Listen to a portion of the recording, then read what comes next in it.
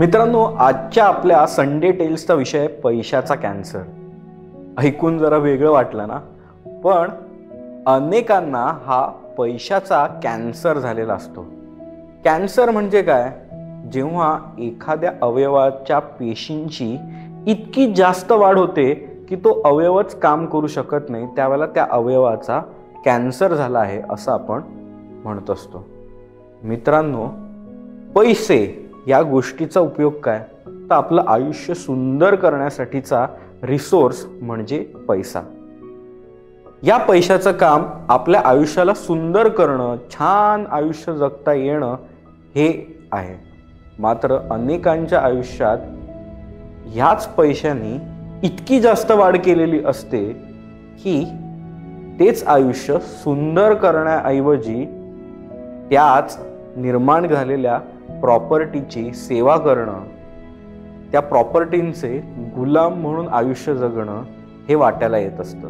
अशा प्रकारच्या आयुष्याला मी पैशाचा कॅन्सर असं म्हणतो. मित्रांनो, पैसे हा जीवनावश्यक भाग आहे.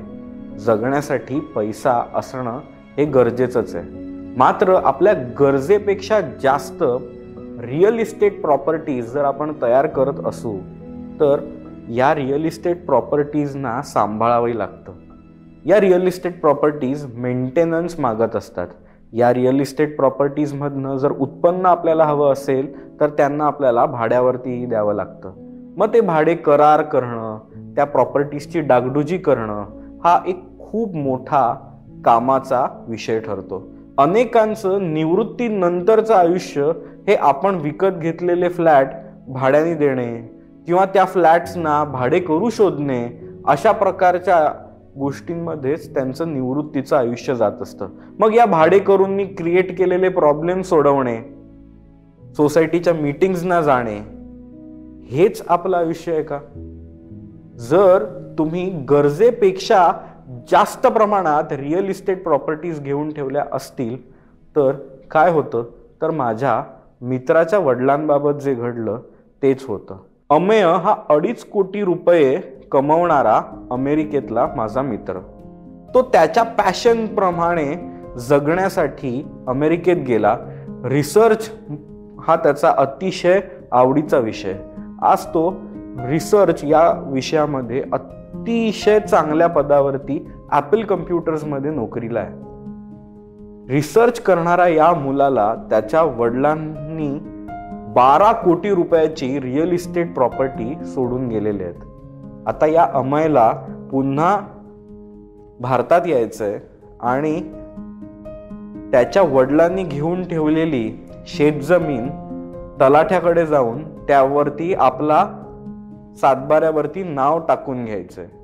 त्यांनी काही घेऊन ठेवलेले गाळे आहेत, ते गाळे रजिस्टर ऑफिसमध्ये जाऊन डेथ सर्टिफिकेट देऊन प्रॉपर्टी क्लेम करून त्यांना त्याच्या नावावर घ्यायचं.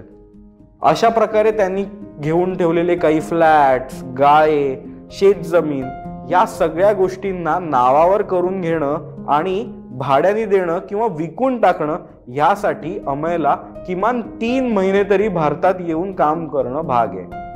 आता रिसर्चमध्ये पूर्ण वेळ ऑक्युपाय असलेला अमेय ॲपल कम्प्युटर्समधनं 3 महिन्याची सुट्टी घेऊन भारतात येणं तर शक्य नाही आहे. जर त्याला भारतात यायचं असेल तर त्याला ही नोकरी सोडून भारतात यावं लागेल.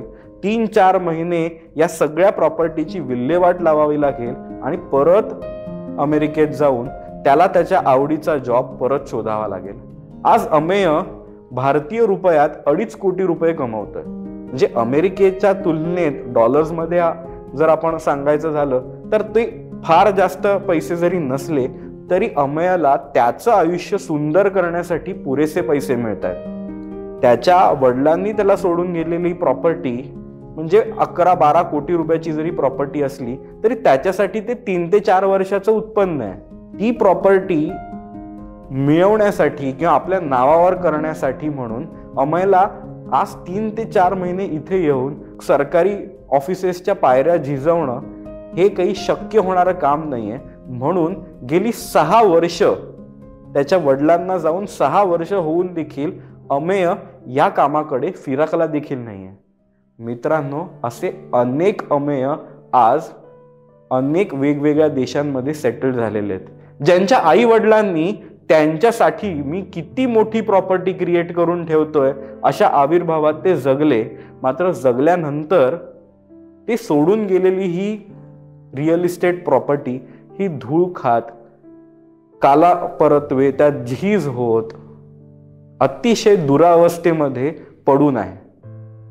अशा प्रकारे तुमची संपत्ती ही तुम्ही गेल्यानंतर नुसती पडून राहत असेल किंवा ती स्वतःच्या नावावर करून घेण्यासाठी इतक्या प्रमाणात कष्ट घ्यावे लागत असतील, तर हा योग्य निर्णय होता का? इतक्या प्रमाणातली रिअल इस्टेट प्रॉपर्टी सांभाळत आयुष्य जगणं म्हणजे आपल्यासाठी ही प्रॉपर्टी आहे का या प्रॉपर्टीचे गुलाम म्हणून आपण आयुष्य जगतोय? हा प्रश्न प्रत्येक ज्येष्ठ नागरिकांनी या क्षणाला विचारणं हे अतिशय गरजेचं आहे. अन्यथा आपल्याला तर वाटत असतं माझ्याकडे खूप सगळी प्रॉपर्टी आहे, मात्र तुमच्याकडे किती जास्त प्रॉपर्टी आहे किंवा किती कमी प्रॉपर्टी आहे यापेक्षाही उजाडलेला प्रत्येक दिवस तुम्ही किती सुंदररित्या जगताय, कुठलीही काटकसर न करता तुम्हाला तुमच्या मनाप्रमाणे आयुष्य जगता येत असेल तर अतिशय उत्तम आहे. आज अमेय फोनवरती ज्याला माझ्याशी बोलतो त्याला म्हणतो की मी माझ्या वडिलांना लहानपणापासून प्रचंड काटकसरीने जगताना पाहिलंय. ह्या प्रॉपर्टी जमा करताना त्यांनी एक एक आपल्या आयुष्यातलं स्वप्न बाजूला सारलं. स्वतः कुठे फिरायला जा, छान हॉटेलमध्ये राहा, अशा सुंदर आयुष्य जगण्याला सॅक्रिफाईस करत आज ही प्रॉपर्टी उभारली. अमेयचं म्हणणं आहे की माझ्या वडिलांनी सुंदर आयुष्य जगत मौज मजा करत ही सगळी प्रॉपर्टी संपवली असती आणि फक्त 1 लाख रुपये जरी माझ्यासाठी आशीर्वाद म्हणून सोडले असते ना, तरी माझ्यासारखा आनंदी माणूस कोणी या जगात नव्हता. मात्र आजची 12 कोटीची ही प्रॉपर्टी नावावर करून घेण्यासाठी सुद्धा 3 ते 4 महिन्याचा ब्रेक घेऊन भारतात येणं, सरकारी कार्यालयांचे उंबरठे झिजवणं आणि मग ही 12 कोटीची प्रॉपर्टी मिळवणं, आणि ती प्रॉपर्टी देखील कुठली तर आपल्या आई वडिलांनी अत्यंत काटकसरीने आयुष्य जगत आपल्याला दिलेली ही प्रॉपर्टी आहे. अमेय देखील या प्रॉपर्टीला अगदी रातोरात विकून अगदी छान मनाप्रमाणे ते पैसे खर्च करू शकेल का? मित्रांनो, नीट लक्षपूर्वक समजून घ्या. आपल्या पैशाचा नीट परिपूर्ण उपभोग घेऊन अगदी छोटीशी रक्कम जरी तुम्ही तुमच्या पुढच्या पिढीला पास ऑन केली तरी आजच्या या पिढीला ती आनंदाने आवडणार आहे, अतिशय ते खुश होणार आहेत. पण कुठली ती अमाऊंट असावी जी अमाऊंट तुम्ही अत्यंत आनंदाने छान आयुष्य जगून कुठलीही ताटकसर न करता सुंदर आयुष्य जगून सोडून गेलेली छोटीशी रक्कम देखील त्यांना आशीर्वाद म्हणून आवडणार आहे. मात्र अति जास्त बल्की प्रॉपर्टी जमवत आपलं आयुष्य देखील गुदमरून जाईल इतक्या लेवलवरती अनेकांनी रिअल इस्टेट प्रॉपर्टीज जमा केलेल्या असतात. काही जणांकडे 4-4, 6-6 फ्लॅट, 2-3 गाळे, शेत जमिनी. आता इतक्या रिअल इस्टेट प्रॉपर्टीचा मेंटेनन्स करणं, त्यांना भाडे करू शोधणं, डागडुजी करणं, ह्यातच अनेकांचं निवृत्त आयुष्य जात असतं.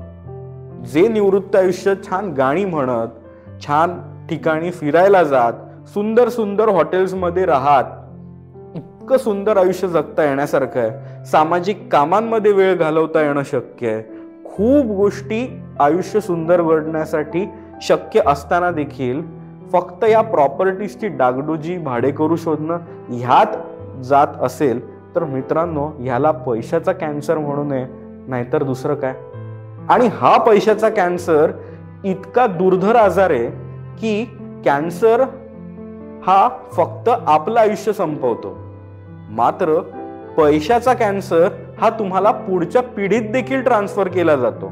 मित्रांनो, आपल्या संपत्तीचं संपत्ती व्यवस्थापन प्रोफेशनल कडनं करून घेणं ही काळाची गरज आहे.